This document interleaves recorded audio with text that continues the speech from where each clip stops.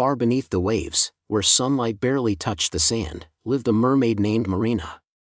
She loved exploring the coral gardens and playing with her sea turtle friends, but she dreamed of something more. Marina often wondered what lay beyond the surface of the water. One sunny morning, Marina swam closer to the surface than ever before. She peeked through the waves and gasped at the sight of a magnificent ship sailing by. On the deck, she saw a young boy with a friendly smile. Curiosity twinkled in Marina's eyes. She had never seen a human up close before. The boy looked kind, and she felt drawn to him in a way she couldn't explain. Suddenly, a storm brewed, and fierce waves crashed against the ship. Marina watched in horror as the boy was thrown overboard. Without hesitation, she darted forward to help. Marina reached the boy and pulled him onto a floating piece of wood.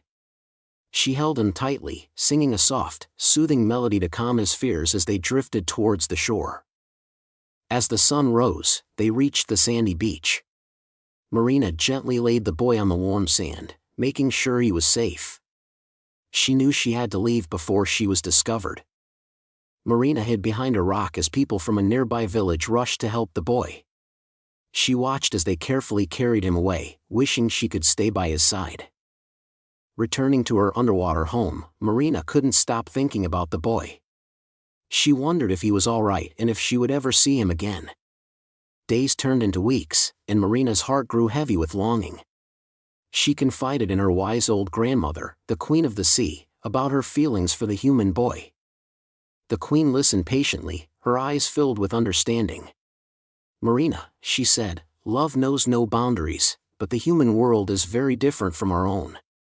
Marina pleaded with her grandmother, "I just want to see him again, to know that he is safe and happy. Is there any way I can visit the human world, just once?" The Queen sighed, "There is a way, but it is dangerous. The sea witch can grant you legs, but she will demand a high price in return." Marina's heart pounded. She knew the sea witch was cruel and powerful, but the thought of seeing the boy again gave her courage. "What is the price?" she asked. "Your voice," the Queen replied sadly. "The sea witch will take your beautiful voice as payment for turning your tail into legs. You will never sing again." Marina hesitated. Her voice was her greatest treasure, the way she expressed her joy and shared her heart with the world. Could she give it up for a chance at love? But the memory of the boy's kind eyes and the warmth of his smile filled her with resolve. "I'll do it," she declared. "I'll give up my voice to be with him." The Queen reluctantly agreed and guided Marina to the dark and eerie cave of the sea witch. The air crackled with strange energy as they approached the entrance. Inside the cave, the sea witch cackled, her eyes gleaming with wicked glee. "So, you wish to trade your tail for legs, little mermaid?" she croaked. "I accept your offer." With a swirl of dark magic, the sea witch snatched Marina's voice, trapping it in a shimmering seashell. Then, with a final spell, Marina's tail transformed into wobbly, unfamiliar legs.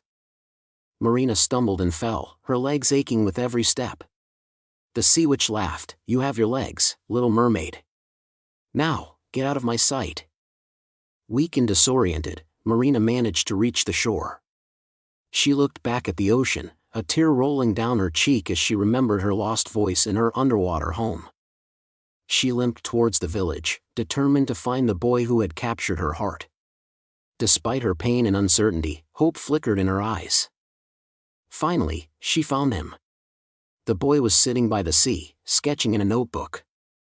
He looked up, his eyes widening in surprise as he saw her.